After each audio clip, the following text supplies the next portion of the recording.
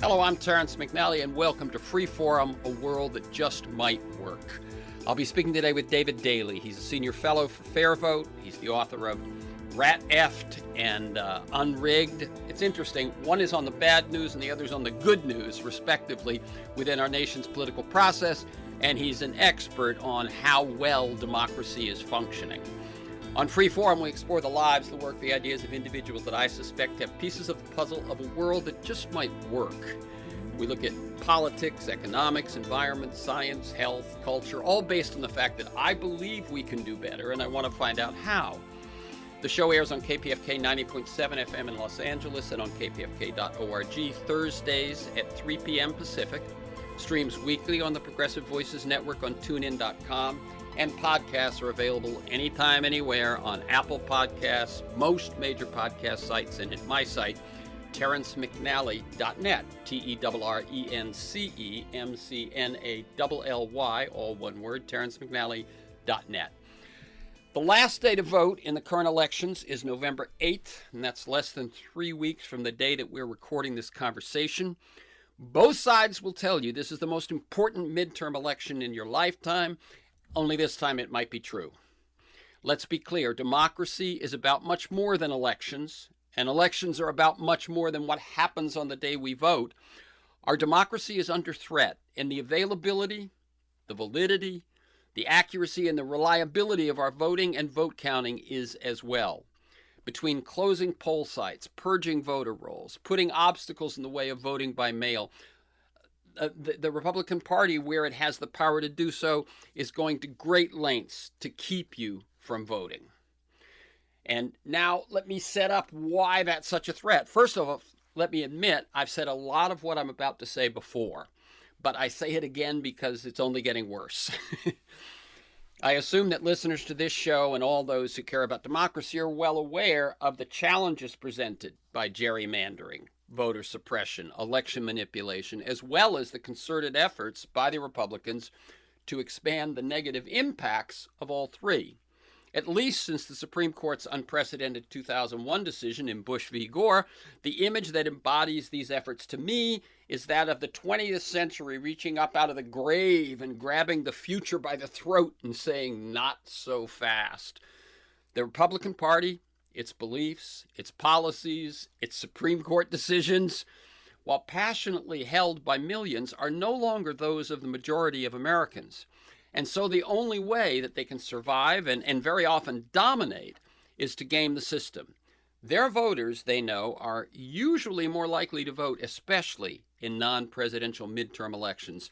And they have strategically exploited that advantage to gerrymander electoral districts, pass laws to suppress voting, leading to Trump's Electoral College victory and unrepresentative GOP majorities, often in the Senate, often in the House, certainly on the Supreme Court, and a majority of state legislatures and governorships. The U.S. holds only one national popular vote, that for president and vice president. And the Republican Party has won that national vote, that only American national vote, once since 1988, in 32 years, once. I guess it's up to 34 years now. My number's old.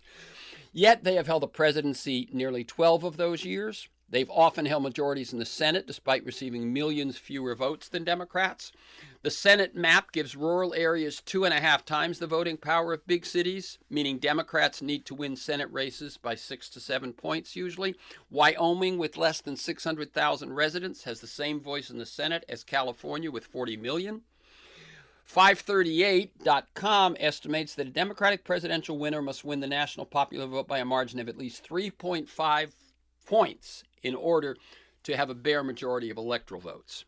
Quoting Stephen Hill, one of the founders of Fair Vote, the organization that Dave DALEY is a fellow at, quote, "While the U.S. Senate is currently split 50-50 senators for each party, the Democratic half won over 41 million more votes than the Republican half and represents 56% of the American people. 16 conservative states with a smaller combined population than California's have a total of 32 Senate seats. GOP senators have not represented a majority of the population since 1999, yet they've held a majority of Senate seats for most of that time.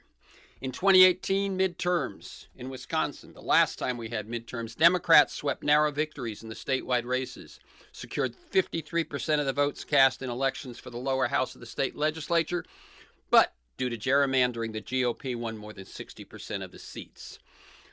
Knowing they'd be insulated from public backlash, the legislature held a special lame duck session during which they stripped power from the state executive branch, reassigned it to themselves, having just won that majority, and something similar happened in Michigan and in North Carolina.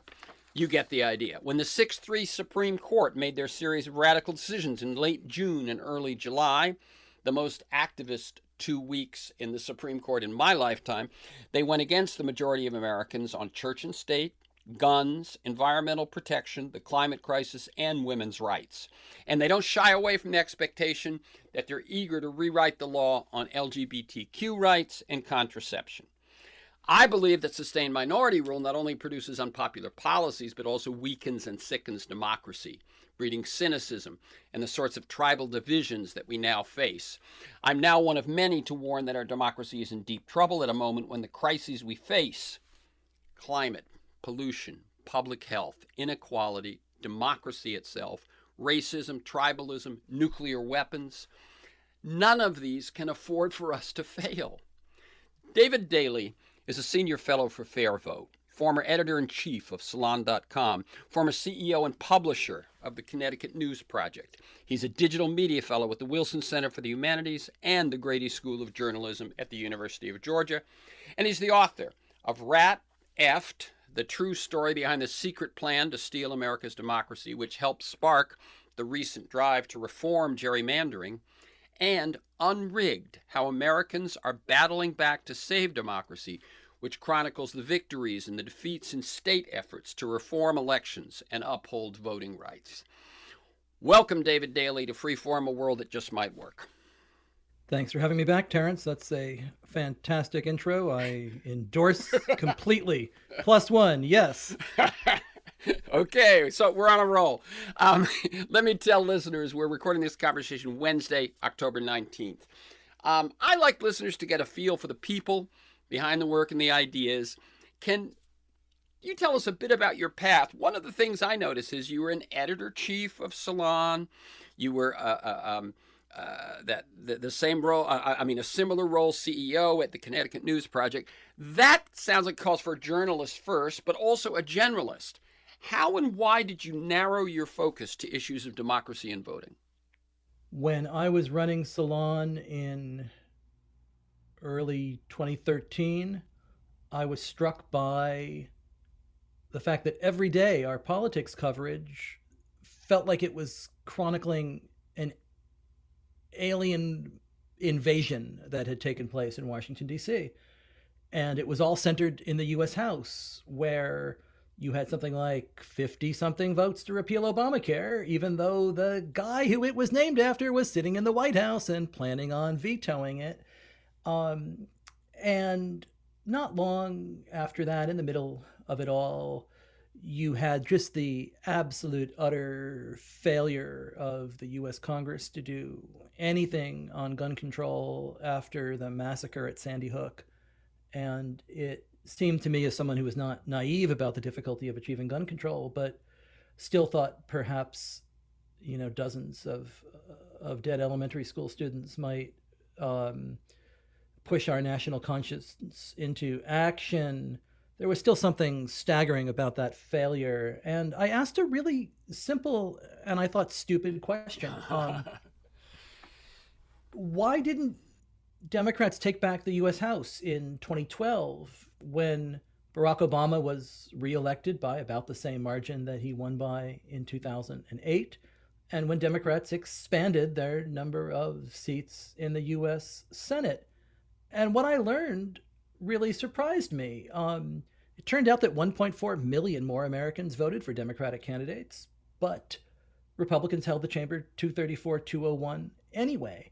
And of course, we don't have a national popular vote for the U.S. House. We don't have a national popular vote for much of anything, do we? But that's still pretty unusual. Usually the side with the most votes comes out with the most seats. And I started looking at individual state delegations, and it really made my brain explode. A state like Pennsylvania, which went for Obama statewide, somehow elected 13 Republicans and 5 Democrats to the U.S. House. Ohio, which went for Obama, 12 Republicans and 4 Democrats. Michigan, which went for Obama, 9 Republicans and 5 Democrats. And you can look at Virginia, you can look at Wisconsin, you can look at Florida, up and down the line. And I said, what happened here? And the common argument at the time was that gerrymandering was passé. If you were talking about the problem of gerrymandering, you were sort of a flat earther in American politics. But what I uncovered was that none of this was an accident. It was that Republicans had launched a strategy that Democrats missed, that the news media missed, but that had transformed American politics. They understood that by winning control of state legislatures in the previous midterm in 2010, in a census year, that by taking control of those chambers in those swing states, all of the states that we're just talking about, that they could then build themselves lopsided advantages, not only in the race for state legislatures, which, as you talked about, have got such important roles in reproductive rights and environmental rights and labor rights and public education, but that they could also remake Congress. And so Democrats, while coming out of the 28 elections with this sense that they had this coalition of future generations. That's right. Let me just cut in for a second. Up. Let me just cut in for a second. Yeah. It was the talk that the demographics had finally taken over, that the shift in terms of age and ethnicity and so on had finally shifted, as some Democrats and progressives had been predicted for years, but they ran into this strategy. The demographics did shift, right? The new emerging Democratic majority, or whatever the Teixeira Judas book was called in 2006, was right. But it ran into something called Red Map, the redistricting majority project, and a focused, concentrated effort by Republican operatives and strategists to use redistricting to hold back demographic trends. And it's worked, because Democrats have not won back a single chamber in any of those red map gerrymandered states since the new maps were drawn in 2012. And let me just remind people, that's Congress, so that's every 2 years. So it isn't like it's been 1 or 2 since 2010. But it's also state legislatures. And they also haven't won back these state legislatures. Democrats did, of course, manage to find a way to take back Congress in 2018, but that was after courts in Pennsylvania and Virginia and Florida unwound maps and took a lot of the toxic bias out of that map. North Carolina, a lot of other states involved there in making the gerrymander matter less in 2018 and 2020. But in state legislatures, after the 2018 elections, you had 51 million Americans living in a state in which one or both chambers of the state legislature were controlled by Republicans. This radically affected state legislatures as well. Right after the 2018 midterms, 51 million Americans lived in a state in which one or both chambers of the state legislature were controlled by Republicans, even though Democrats won more votes. And exactly 0 Americans lived in a state in which Republicans won more votes, but Democrats held power. So this has not been a both sides equivalence. This has been an effective and deeply strategic and devious plan to remake American politics, and it worked. And that is what led you. That was a really long answer to what led me to this. Yes, but I mean, you set it up. It's seeing that, digging in, finding what the reality was. And I think the other thing that probably possessed you was the fact that it came as a surprise to you. So someone there was a gap there in terms of getting the information out to the people and the rest of the media. Once you begin to view American politics through the lens of redistricting, you cannot stop seeing it that way. And Democrats fell asleep on this in 2010, as they will admit to you, as they admitted to me in my books. But the American news media fell asleep on it as well. Yep.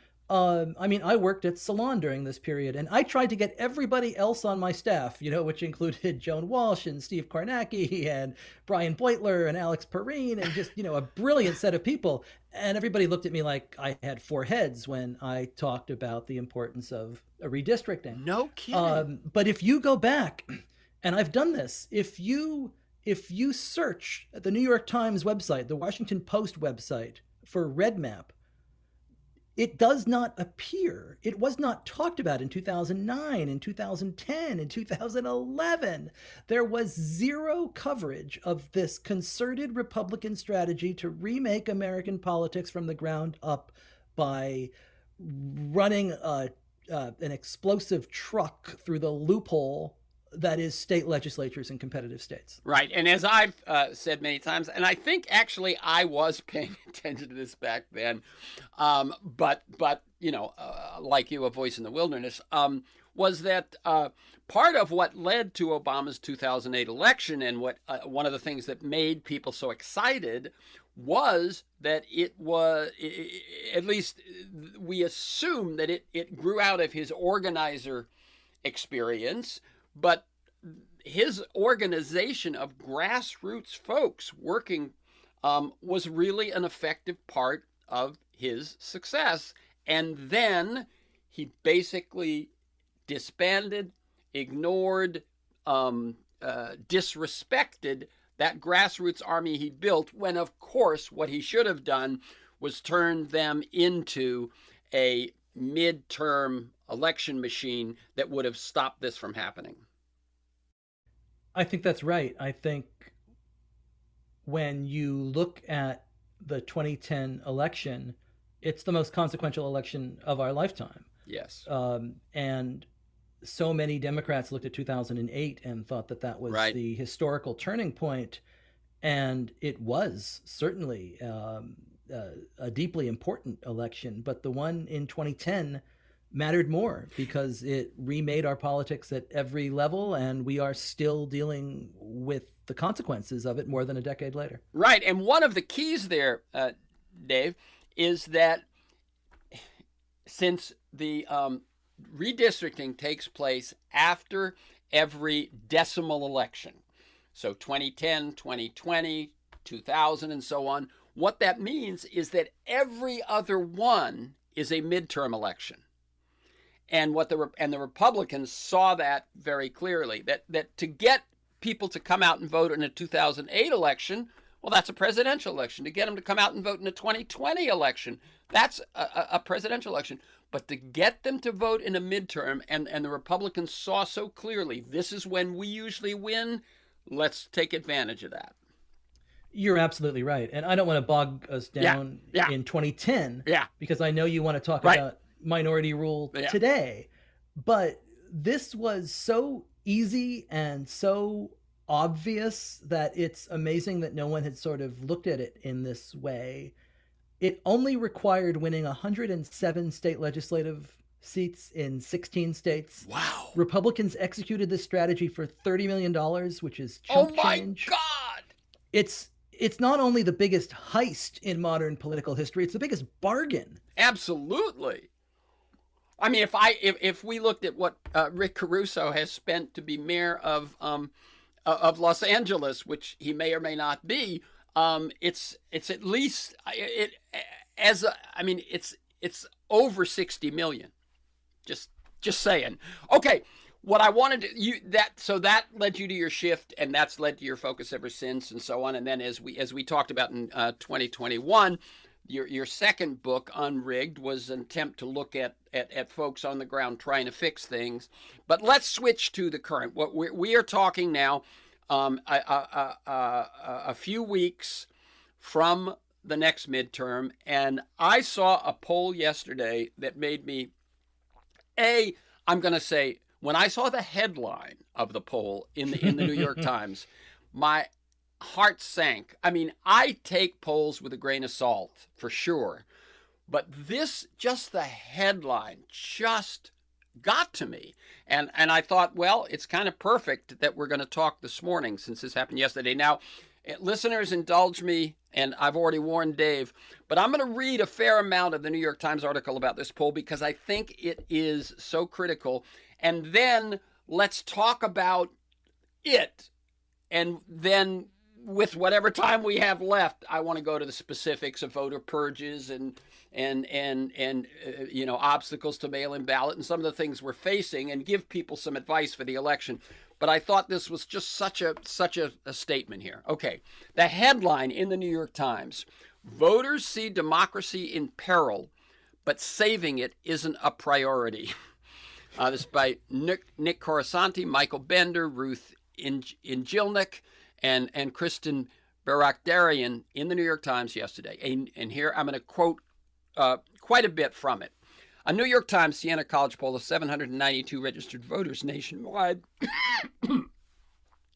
792 registered voters nationwide from October 9th to 12th, 2022, found that other problems have seized voters' focus even as many do not trust this year's election results and are open to anti-democratic candidates.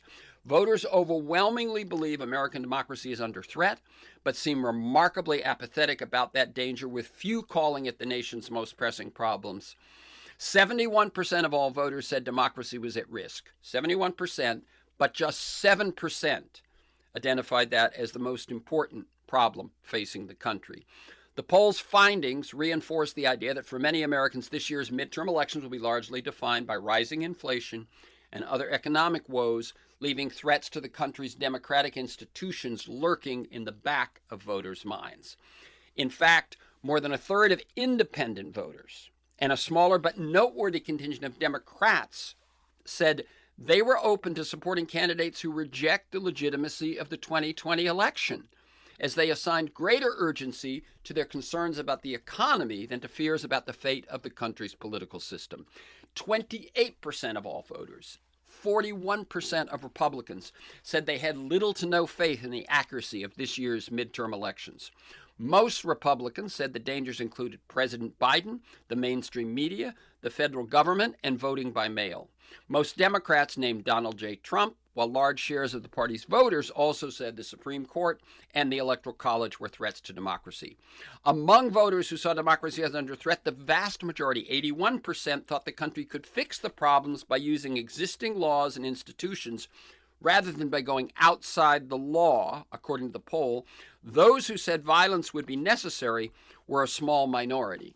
Overall, voters' broader frustration with the political system that many view as dangerously divided and corrupt has left them pessimistic that the country is capable of coming together to solve its problems, no matter which party wins in November. 71% of Republicans said they would be comfortable voting for a candidate who thought that year's election, the 2020 election, was stolen, as did 37% of independents. 37% of independents are comfortable voting for a candidate who denies the 2020 results, and even 12% of Democrats. Even among voters who think Biden won legitimately, 19% were comfortable casting a ballot for a candidate who believed the election was stolen. That number included 10% of Democrats, 22 independents, 43 Republicans. So these are people who believe Biden won, but are still willing to vote someone who publicly denies that he did so. Voters signaled a bipartisan willingness to support a president who goes, quote, outside of existing rules. A third, including similar shares in both parties, said presidents should do what they think is best, even if it flouts the rules. 26% said they'd heard about 2,000 Mules, that widely debunked Dinesh D'Souza documentary about ballot harvesting. Just 2% of Republicans who heard about the movie found it not believable. Days after early voting has begun, 4 in 10 Republican voters said they did not trust that the 22 results would be accurate, even though polls show their party is favored to win control. 13% of Democrats, 26% of independents also distrusted this year's eventual results.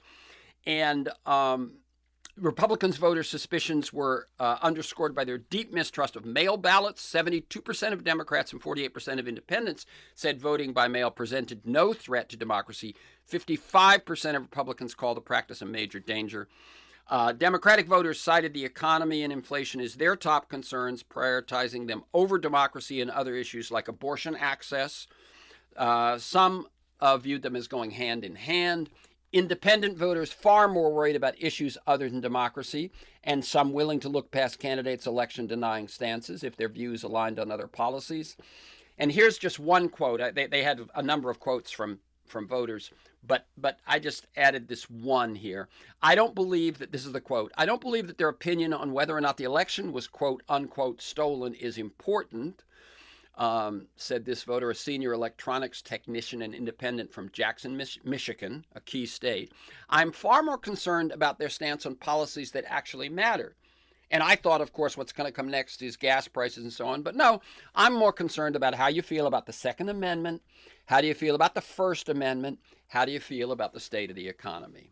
Okay, so that's the poll that I want to set us off on. But first, I want to make 2 or 3 observations just to set you up, Dave. And then I want your reactions, both in terms of, whatever way you want to approach it. But I'm just sitting over here sipping on some hemlock. So you let me know. Unlike most other issues, this occurs to me, democracy and the threat on democracy and repairing democracy is the one thing that they can be pretty certain their vote might determine. It may have nothing to do, their vote may have nothing to do with inflation, which is based on a war in the Ukraine, a pandemic that changed all sorts of supply lines and so on. Their vote may register their anger, it may register their frustration, but it may have nothing to do with solving their problem. And I would go down the line on most of the issues that people would rank above the threat to democracy, whereas who they vote for in these midterms is absolutely critical to that one. And then the other thing that I realized is saying that democracy is under threat doesn't mean you agree with you and me, Dave. It may mean absolutely opposite things, opposite evidence that it's occurring, opposite history of how it came about, opposite culprits of who's doing it, and opposite solutions. Jamie Raskin and an oath keeper assaulting the Capitol both probably believe at that moment democracy is under threat. I throw it to you, Dave. Let me make a couple points before the poison sets in. That's just so dispiriting. I mean, I sign on to, +1 to what you've just observed. I mean, by the way, we've just established that you've made this your life's work. Yeah, I'm having a huge impact. Clearly, are you suggesting that I'm wasting my No. time, I'm suggesting why it hits you even harder. Oh gosh. Listen, the big lie that the election was stolen from Donald Trump in 2020, it's horrible not just because it's completely not true, but it has created this entire splinter, it's registered all these aftershocks. Yeah. That some of them have had ramifications in voter suppression bills that are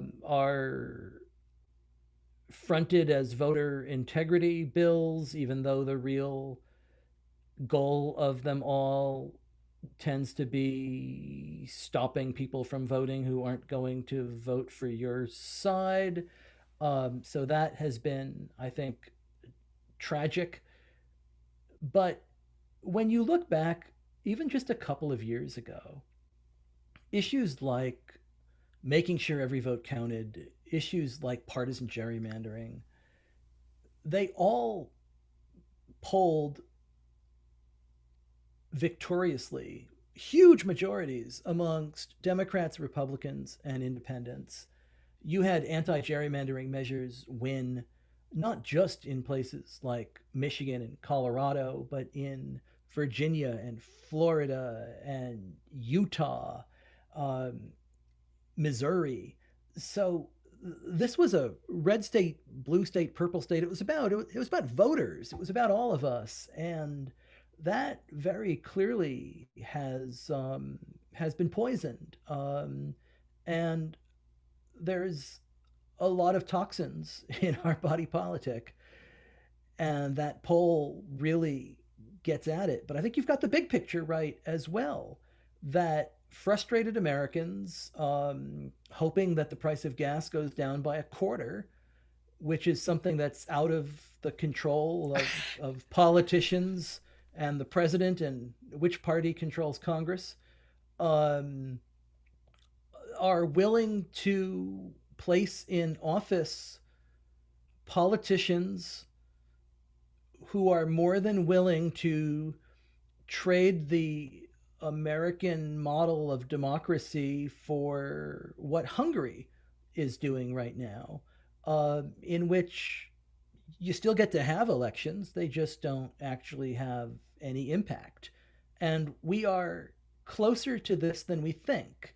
We keep saying, oh, it can't happen here.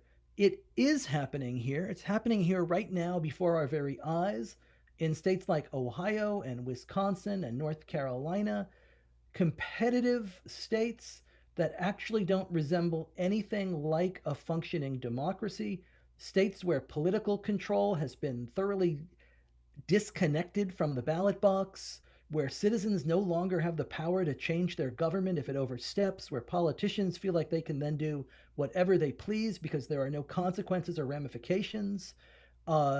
We, the nation that extol the virtues of our democracy to the rest of the world, American democracy is the frog in a boiling pot of water that you've just sort of slowly turned it up and up and up. And it's the 2022 election might be the last time to sort of turn that down. And if we are more concerned about 25 cents a gallon at the pump than the future of American democracy, we are all going to be speaking Hungarian pretty soon. Yeah, I mean, talk about that redistricting wave in 2010 as a bargain. If you think about this as a quarter per gallon for American democracy, it's a bargain. I mean, it's a bargain with the devil, but it's a bargain. Let me tell people, this is Freeform, a world that just might work. I'm Terrence McNally, speaking with David DALEY. He's a senior fellow for fairvote.org. He's the author of Rat Effed and Unrigged, on, as I say, the bad news and the good news, respectively, about our nation's political process. And right now, a very worried expert on how well democracy is functioning. So we both, I think, react viscerally to this poll and its headline. One, that it isn't a secret anymore that democracy is under threat, but it doesn't matter that much. And two, as I pointed out, that the very notion that democracy is under threat is what motivated the folks who stormed the Capitol, as well as millions of other people who think the opposite. Let me ask you first about, just so people have it on their radar, although there's nothing they can do about it, and then we'll talk about things they can do things about, the prospect of the Supreme Court's decision regarding the power of state legislatures over state elections, having set the stage as we have by saying that the Republicans very efficiently and very diabolically have taken over many, many state legislatures. It's a really dangerous case. And in many ways, this is the finishing blow to American democracy. What Red Map started, Moore versus Harper, and the independent state legislative theory that the court will hear a case on in December, it's the end of the road. What this case arises from is a gerrymandered map in North Carolina. North Carolina's state Supreme Court invalidated both the congressional and the state legislative map in North Carolina as unconstitutional partisan gerrymanders, as drawn by the state legislature, which was drawn by the state legislature, right.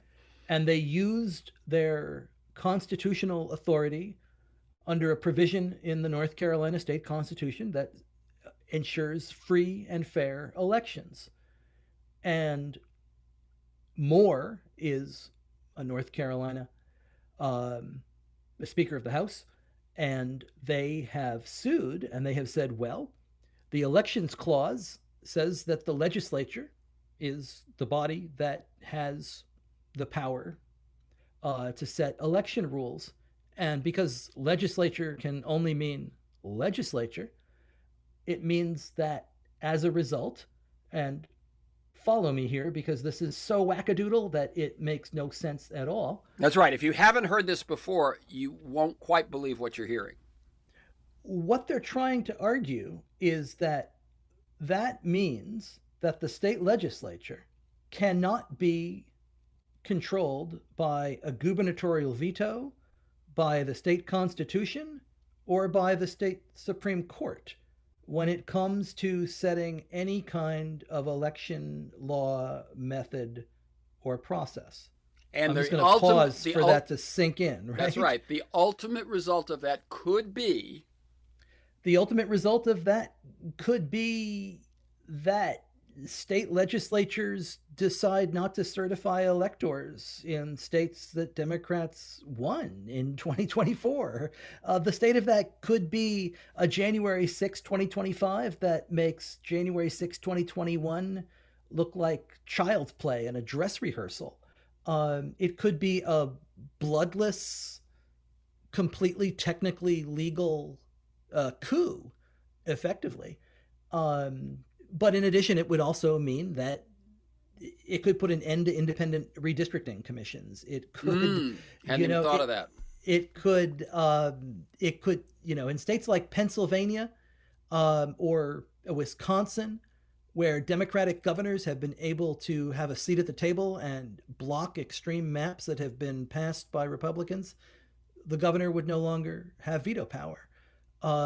It would mean that the state Supreme Court would no longer have the ability to review maps. This after the U.S. Supreme Court in the Rucho v. Common Cause decision in 2019 that closed the doors of the federal courts to partisan gerrymandering claims as a non-justiciable political issue, they said, well, state Supreme Courts can simply take care of this, and they're doing a really good job of it. And now they may very well even close that door. Right. So let me just remind people, I'm going to rephrase some of what you said, but it's to see who the players are and how the dance is going. The Supreme Court decided a few years ago, as he just said, that they no longer needed to consider gerrymandering or redistricting, that was better left to the states because it's political, I believe was sort of the reasoning. Now, so you send it back and you say the Supreme Court's, the justice systems in those states will now have the responsibility.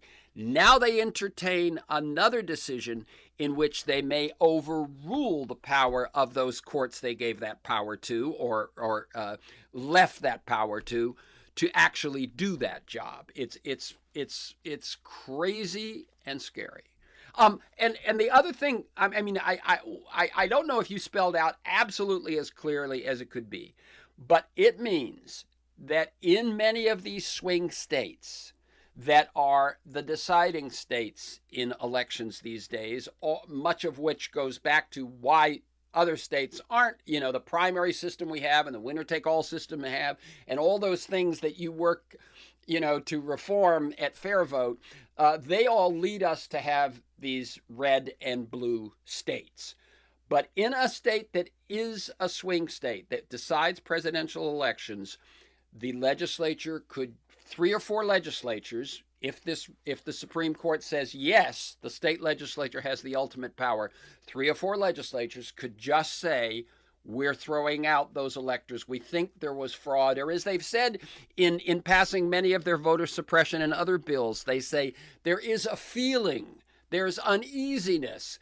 The very fact that you can drum up a feeling that there might be fraud, and so people wonder if there's fraud, is now a reason to make rules. They could use that again. There's some feeling in the state of Pennsylvania, the state of Wisconsin, the state of Michigan, the state of Arizona, state of Georgia, that that there might have been fraud. So we are going to overrule the popular vote and take our rightful constitutional role and decide this election. And that could actually happen if the Supreme Court rules in a certain way. Am I correct? Yes, you're absolutely right. Now, Joe Biden won the election, the popular vote, by 7 million. That's right. In 2020, he won the Electoral College, however, by about 44,000 votes in Wisconsin, Georgia, and Arizona, all of which have been deeply gerrymandered and will remain deeply gerrymandered in 2024. So it would not take much. It would simply take the activity of a handful of Republican gerrymandered legislatures to throw us into a constitutional crisis, the likes of which we will never have seen before, and which would be adjudicated by a 6-3 conservative majority on the Supreme Court that lacks institutional credibility. Right, and as we've seen, the reason it lacks institutional credibility is that it is not willing to nibble around. It is not just willing to nibble around the margins. It is willing to say, we got this 6-3 majority, we worked hard for it, and we are going to be bold in how we apply it. And we do not care, as I said in the introduction, whether the rulings we make are against the majority, the sentiment, all of these sorts of things. To some extent, they don't even care, as we've seen, that they are Supreme Court precedent. So this is, and I think when you say a constitutional crisis like we've never seen, I mean, do imagine that it is early November 2024, and a few state legislatures have taken this turn, and what was the apparent outcome has been reversed. What happens then? What happens on the ground? What happens to, one might say, well, the aggrieved parties are not the ones as prone to violence as they were this time around. But it doesn't matter. I mean, the scene that you would see would be, I mean, I can't quite imagine it, but the very prospect, not just of them doing it, but of the response, is awfully frightening. It's chilling, and it's why the poll that you read from in the Times is so dispiriting, because the 2022 election not only has all of these election deniers on the ballot at all different levels, something like 2/3 of Americans have an election denier on the ballot this November, but the Supreme Court stands at the ready to give those election deniers power to do exactly what they say they will do. That's right. And so it's not just that we'll be electing election deniers to important positions in state legislatures or election certification boards or Secretary of State's offices or governors or the U.S. House, but that these politicians could be granted the power by the U.S. Supreme Court to effectively nullify the will of the people. And sometimes when people say they're going to do something, you've got to treat them at their word. And I treat them at their word. Yeah. And especially having seen those 2 weeks in June. In other words, anyone who thought that they might, I mean, it's funny, all the predictors thought Roe v. Wade would go, but I don't think people saw all those others, which didn't get quite as much publicity, on guns, on church and state, and so on. And this one obviously looms. And it is that 2 weeks in June, I think, that makes us so frightened about this upcoming decision. Let's shift a little bit. And so I hope we've scared the hell out of you and scared the hell out of me, and that you'll be paying attention. But let's look at what we face in a few weeks. What issues or problems should we be paying attention to in terms of these upcoming midterms, especially if there are any that listeners can do anything about? Well, you can get out and vote in some of these states. That's still allowed in many places. And you can vote up and down the ballot because there's a lot more at stake than just control of the U.S. Senate and the U.S. House, as important as that may be. Your local election boards, state Supreme Court judges. There's an awful lot of super important stakes and elections that are not getting a lot of attention, and they matter at absolutely every level, just about everywhere in the country. As this whole conversation has, I think, tried to point out, is that it's Yes. the ones you don't have your eye on that may make the most crucial difference. That's right. But what I would suggest is that the gerrymanders that were drawn a decade ago still have power in almost all of those states today. That the process in many states has gotten worse. If you look at Ohio, which tried to reform its process twice for state legislature and for Congress, and what you had were Republican politicians on a statewide redistricting commission that ignored the new constitutional language passed by more than 2/3 of voters. Ohio's state Supreme Court, not once, not twice, not three, but 7 times. Oh my God. Sent those maps back to the commission and said, you've got to follow the constitutional standard. And they refused. And so the election in Ohio for state legislature and Congress this year will take place on maps that the state Supreme Court has called unconstitutional. And let me just jump in for one quick second. Just reminding listeners that, as we said, it's every 10 years that redistricting happens. So it happened again between 2020 and 2022.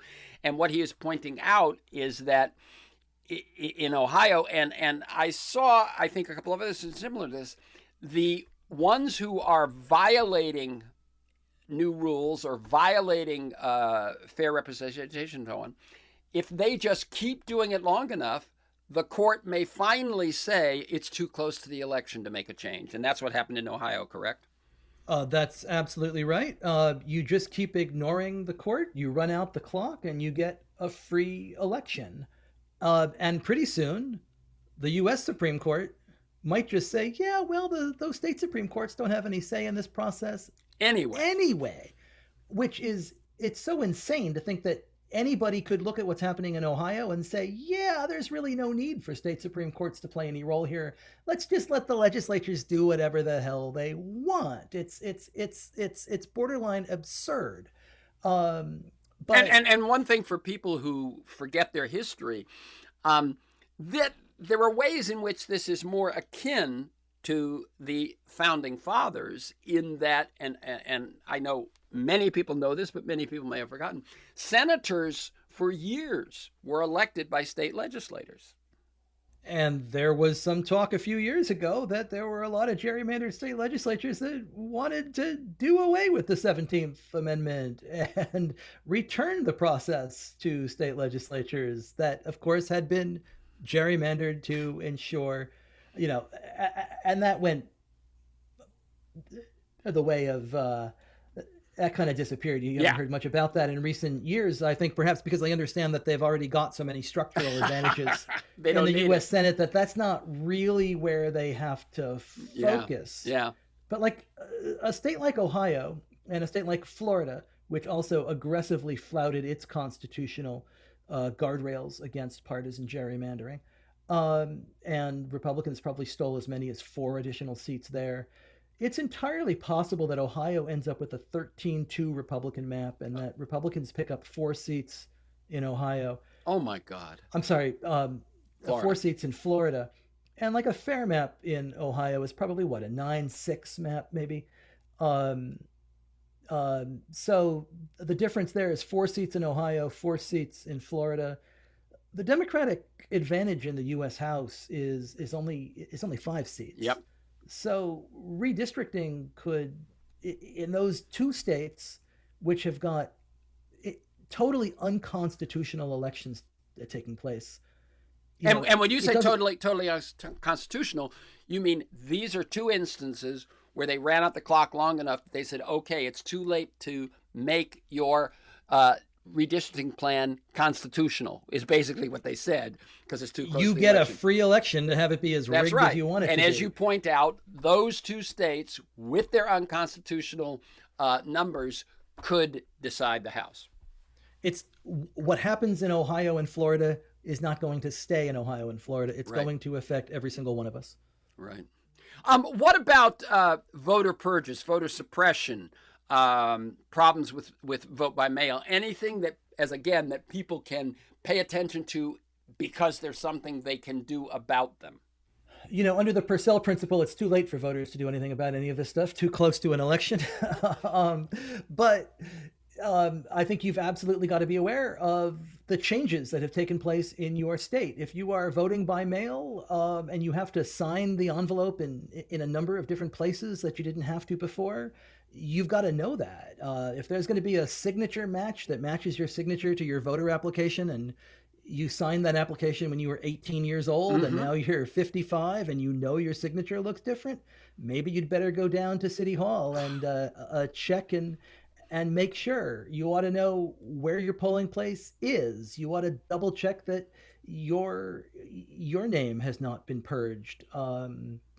These like are 32 million Americans had their names purged from the voter rolls between 2014 and 2018 alone. Now, if people don't understand what that purging means, what it means is that it is possible and not even terrible for state rolls to clean themselves at times, because people do move.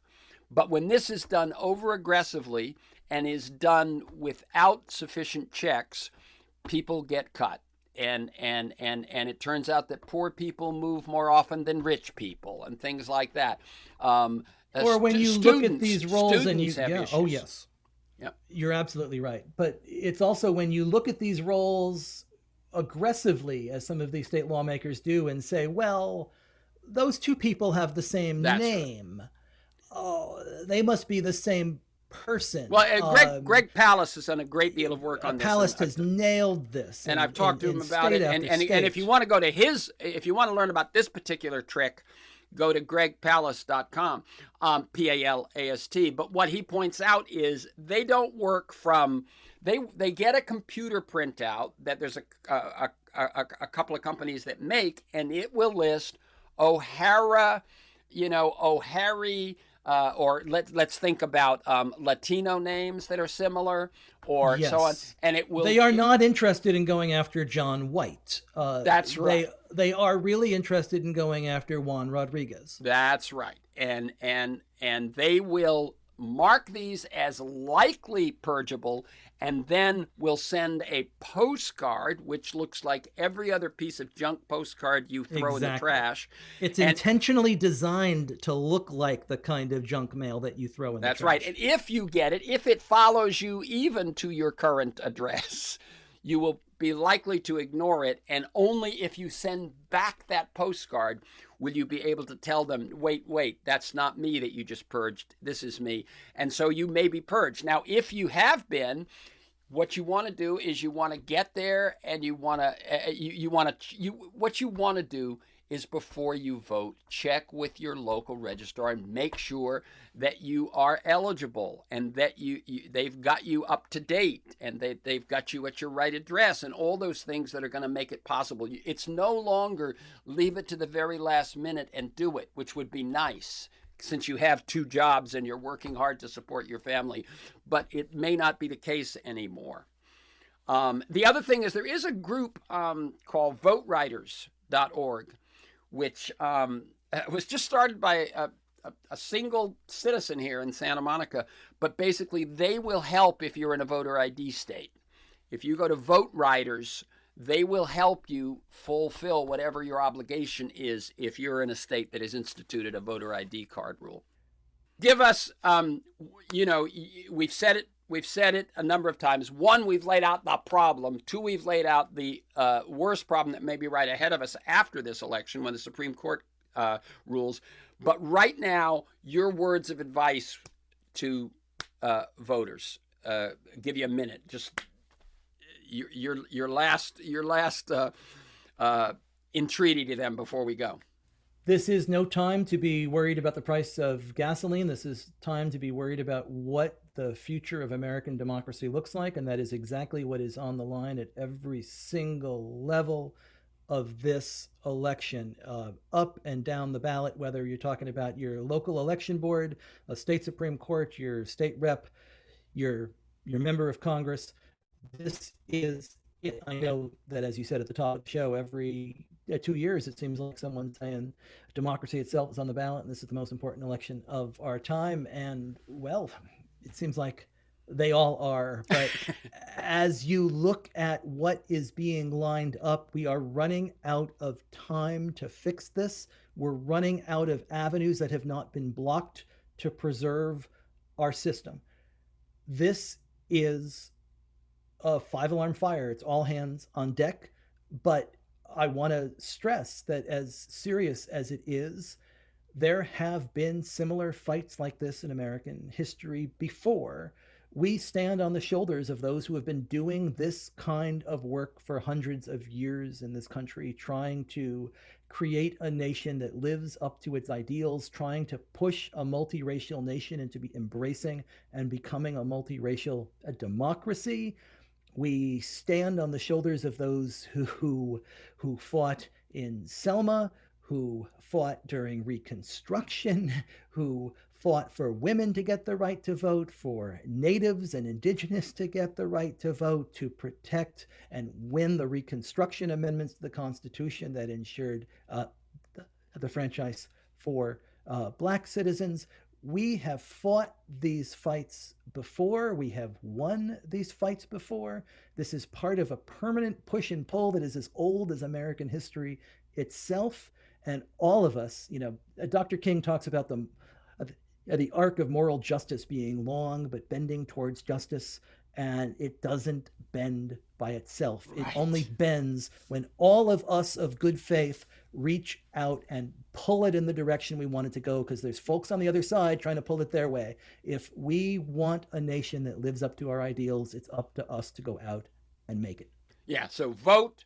Make sure that your vote is going to be counted. Take precautions and encourage others and drive others and talk others into it and so on. This is as crucial as it sounds.